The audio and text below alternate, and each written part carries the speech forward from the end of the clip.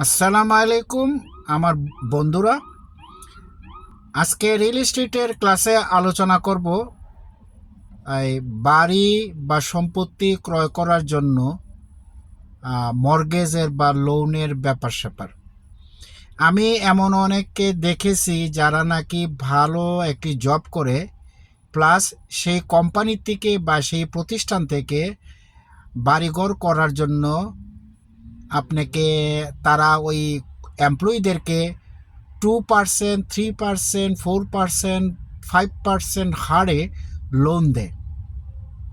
তো আমি তাদের সবাইকে বলবো, আপনারা যে কোম্পানিতে চাকরি করেন এবং যারা এই ধরনের লোন দেয়, অতি শীঘ্র আপনারা সেই লোনটা নিয়ে বাড়ি ক্রয় করুন।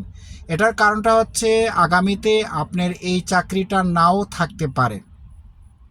দ্বিতীয়ত, কোনো কারণবশত এই লোনের সিস্টেমটা ওই কোম্পানি বন্ধ করে ফেলতে পারে। তৃতীয়ত, নানা ধরনের ব্যাপার স্যাপার কারণে লোনের যে ইন্টারেস্ট রেটটা বাড়তে পারে। তো সুতরাং আমি তাদেরকে বলবো, যারা এরকম একটি সুন্দর লোন পান আপনাদের প্রতিষ্ঠান থেকে, আপনারা সবাই সেই লোনের সদ্ব্যবহার করুন। যতটুকু পারেন অ্যাজ আর্লি অ্যাজ পসিবল এটা করাটাই ভালো। আমি আগেই বলছি যে আপনার চাকরিটা তো নাও থাকতে পারে, কোম্পানিটা ক্লোজ হইতে পারে, কোম্পানি তাদের মতামত পরিবর্তন করতে পারে, নানা ধরনের ইনস্ট্রাকশন ভবিষ্যতে বাড়াইতে পারে, এরকম অনেক কিছু থাকতে পারে।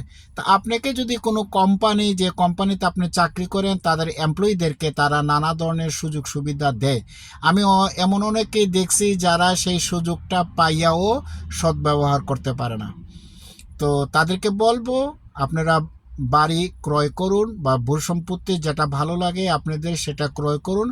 এর জন্য প্রয়োজন আপনার একজন ভালো রিয়েল এস্টেট এজেন্টের। তো সবাইকে ধন্যবাদ। আসসালামু আলাইকুম।